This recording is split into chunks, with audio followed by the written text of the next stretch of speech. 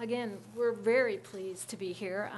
We noticed of all of our competitors, we're kind of representing a different sector of the economy, which is the public sector, in the sense that, yes, we're finally getting smart enough to realize that maybe just a bunch of civil engineers who reign over the Department of Transportation don't have all the answers. And hopefully we can depict to you how this is becoming more and more of an issue for us, not only as one DOT, and may I say the best DOT, and I can't help it, been there long enough, I can't say. It's also one of the largest, and we'll go through that here in the next slide or two. To magnitude seems to be an issue relative to our competition here, and so we want to let you know that on an annual basis, we're talking about the portion of our budget that is strictly dedicated towards the acquisition of rights-of-way, mostly linear, adjacent to existing or future corridors that are needed for the expansion of our system, typically in the neighborhood of $500 million. Can be as large as $1 billion, depending on the nature of the projects that we're foreseeing, but typically you're talking about this magnitude of an issue. What makes it so cumbersome is that in the past it's just been, we've been in rags or riches, and primarily since the 1917s it's been build it, we want you to build it, and we'll give you as much money as you need by way of the gas tax primarily. Civil engineers love that kind of environment because that's how we play best. We love the idea of give me the money, I can build anything, right? Particularly a structural engineer, the bigger the better the better, right? Unfortunately for us, it's becoming more and more of an issue, and you've probably heard it. It's been in the media quite relevantly here in the last year or so, and that's why it's important this project is so timely. We don't have the money we used to as the DOTs and large. We are now kind of competing congestion mobility dollars, which are typically the best return on investment, to maintenance dollars. Oh, the dreaded maintenance dollars. That means you're not going to be able to maintain our facilities, and we're very proud in Texas of being one of the best maintained corridors. We have 80,000 lane miles of corridors throughout the state, and we maintain them at one of the highest levels because the engineers say that's the best thing we're supposed to do with our money. But guess what? The public is not necessarily agreeing with that. So here we're coming in, you'll see it in my presentation and more in his, that we're having to become more analytical, more purposeful, and we have to prove that we're spending the public's money in the means to get the means that they agree with, which is not necessarily the best corridors and the best roadways in all of the state. Now, he talked primarily to what a district engineer is, and this tool is being driven, has been built so that a district engineer, which is basically a CEO, the chief executive officer, and we have 25 districts because we're so diverse and so representative, rural, urban, metro, that we needed 25 different chiefs out there responsible for spending their portions of the statewide budget in developing projects, putting them on the road, putting projects in the roadway, maintaining the corridors, and overseeing the construction. So that was my responsibility. I was in 2 of these districts at the time, ended up in administration in Austin, and why I was in Tyler doing this very thing, that's when Ron and I said, you know, we need to get smarter. I don't necessarily know where I need to spend this money. I'm given a certain amount of money every year to go buy right-of-way to move projects forward. The biggest performance variable for me was to get that project under construction. And if you've worked in any kind of private-public sector buying right-of-way, that's a big question mark. Are you going to get that parcel this year? Are you going to be able to get that acquisition under your belt so that you can move that project? Furthermore, we in the public sector have to contend with environmental regulations to get projects approved. And that is another double whammy question mark. But yet again, the people in Austin said, okay, Mayor, you've got 10 projects. You've got to get those projects to letting. How are you going to get those projects to letting? And I didn't have a way to mechanistically say, I'm going to spend this money here and get that project delivered. So it was kind of a crapshoot. And my right-of-way agents, I couldn't say, you're going to give me 10 parcels this year so I can get that project let by that day. They couldn't tell me. So we really needed the analytics to back up the probability of getting a parcel, and more importantly, this has become such an issue for Texas delivering projects on time that the legislators saw fit to kind of subvert, I hate to use that word public, but to give us the permission. You know, Texas has got big guns. We'll do whatever. And nobody else has been willing to do this. But the legislature said it's so important to us getting our congestion mobility projects underway that we, TxDOT legislature, will give you, TxDOT, the authority to go out and advance purchase right away. And in front of the environmental process, in front of all the other gates that we have to get to, so that it won't become the problem that it has been in the past for us to deliver the projects to the public on time. How you like that one? So we really had to get smart on how we spent that money and to prove to the public that they gave us the right authorization to do so, because there's no one else out there that I know of that's doing this advanced acquisition. So hopefully you're getting the picture of the, wow, they're giving us some really good tools, but now I got to prove, being a crazy civil engineer, I just don't know why, how, then. Can you give me some analytics, Ron, to kind of back me up? Okay, that's the big story. Back. Again, congestion. I'm competing for all the money out there to build more road, because we need more road, right? Everybody needs more road. Congestion. That's what the public likes. All the legislators like. Cut that ribbon. This is the most important thing. But it takes a lot to get to here, and the biggest stumbling part is putting the money in the right-of-way to bring those projects to fruition, because we cannot let projects do construction that don't have right-of-way clear, because you're not going to go to work on somebody's property without their permission. So like I said, civil engineers, we don't necessarily think all the time. We just do what we're expected to do. But in the words of a very fine gentleman, we've got to start thinking. We're out of money. We are literally out of money. Not only in the congestion mitigation, building projects, buying right-of-way, but also in the maintenance and getting smarter with that. So here's the opportunity for us to start showing that there is another world of thought out here called analytics, system thinking, that we really haven't done at DOT and large. So get the picture. This is Texas. Yeah, we're big, but we're just one of several DOTs, and yet just one of several public agencies that use linear right-of-way acquisition that could use products and analytical tools like this. Get my buttons right.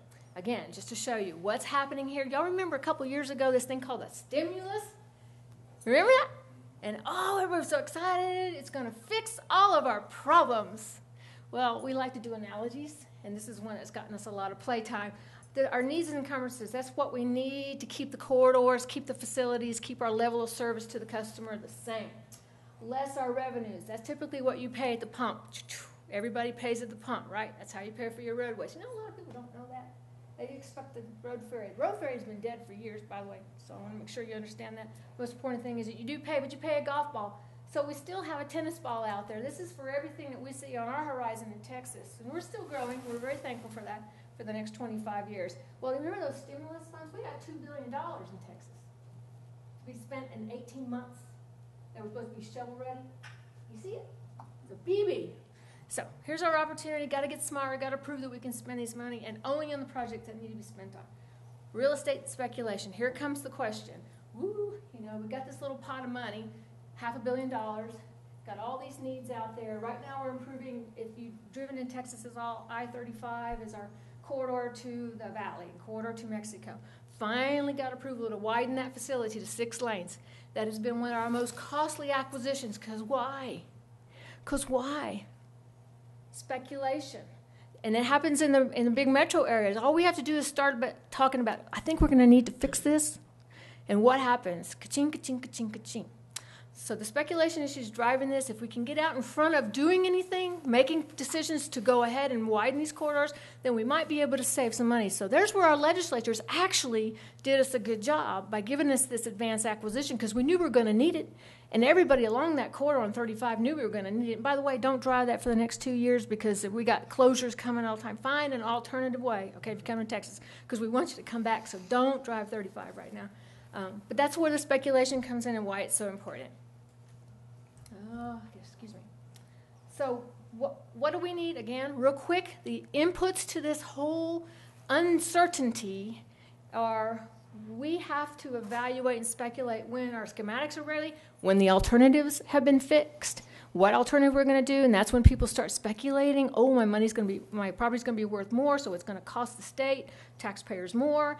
We have to know or kind of gauge when that environmental clearance is going to be clear. And who knows when the historical societies are going to give us the green light and we're going to get that environmental justice. I see people nodding their heads in the audience, so you must have felt the pain of some of this opportunity. And then the permissions to begin acquisitions. That was always the key. It was becoming more and more of a gray where we could actually go in, ask the property owner, can we get acquisition permission just to access your property so we can do the preliminary evaluation?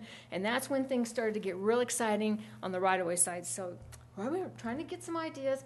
Again, balancing our issues. Why did I ask him to go get the smart people to help us build this tool? Got to balance. Do we advance acquisition with this little bit of money I have, or do I put that $500 million statewide, $500 million, into initiating new projects, which give us, catch this, 25% ROR? How to beat that with advanced acquisition and prove it up. So, decision makers, which I happen to be one of them at the time, with a half deck loaded, really needed the rest of the deck load. I'll turn it over to you. Sure. I've given many presentations with Mary over the years. I love giving presentations with her. I just hate going on after her. I feel so dull. He's not. I feel my Swedish heritage just coming out. But basically, this is the whole idea behind the whole thing. Basically, we have an alternative use. The money that comes out of advanced acquisition comes out of the same bucket as starting another project. So we have an opportunity cost there. And so that's basically the whole thing. And there were two things that came out of this project. First of all, one surprise is that we could accomplish it at all. I really didn't know going in we could pull this off, but we did. There was a second surprise, which Mary will address later on, which is the magnitude of the problem and the opportunity that was part of that. As far as could we do this at all, was the data available? What data might be most useful, and can we model it and validate it properly? As it turns out, we end up mining 7,500 records of right-of-way data over a 6-year period, and turns out we were able to pull this off after all. This problem, or this issue, really began in the field with Mary and having the problem she did with basically they're trying to guess which right-of-way parcel is best to purchase and to get ahead of the speculators, but you don't have enough money to get them all, so how do you select those? But when we got into this, we found out that there's actually a policy use as well. A few years ago, the legislature, which is very interested in advanced acquisition, it involves condemnation, people are unhappy, they write their legislators. It's a very ticklish and sensitive subject. The legislature is all over this, but we have authority and a budget authority to do advanced acquisition, and the legislature came to us about 6 years ago and asked us during the session, do you need more authority for advanced acquisition, and if so, how much? And at the time, we couldn't tell them. We didn't have any data, any basis to saying, other than to wave our hands around and say, we've seen parcels that have escalated by 400%, but that's about all we could do. But what we found out when we actually started building the model, we realized we could basically do a primal dual on this thing, and we could actually find out how many parcels out there are economically viable for advanced purchase. Now we can tell the legislature and give them a reason for why we need more budget authority for this sort of thing. So this ended up having both a in-the-field use, which was the initial inception idea, but also as a policy use as well. What made this kind of fun is it's a combination of models. So we use results from some macroeconomic models, combine that with some simulation and some optimization as well. And the final result was to produce a tool, and we have it on a CD. We're going to beta test in Dallas very shortly here. Basically, how do we minimize right-of-way costs through advanced acquisition within a budget? That's the whole idea of the thing. This shows how the models work together a little bit better. The parcel simulator and the optimization models work in tandem. The econometric model was actually an offline thing. But basically, we started with a meta-study of this, and I'll talk about that in a minute. But basically, the whole issue is these project parameters out in the field, the real-life projects, are fed into the simulation model. The simulation model, as I said, it mined 7,500 records, and basically, for any information that the people in the field don't know, it has default values based on history. So given a parcel, we know what the prognosis for that kind of a parcel is, given its descriptors. But we also have a minimum rate of return required, and that's what we got out of the macro models. And so that's a hurdle rate. These go into the optimization model, and basically the optimization tells us which, within a budget, which parcels to acquire and how how much money would be required to advance purchase all the parcels that would at least pay 25% rate of return. When I'm called upon to explain mathematical optimization to upper management or to small children, either one, I found there's a kind of a way I've developed, which is to say that if there's two opposite stupid ways of doing something, there's a smart way somewhere in the middle, and then we call that the optimum.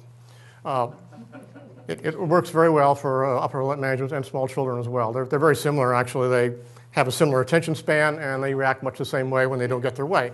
So anyway, this is how I've kind of come about to explaining the optimization to them.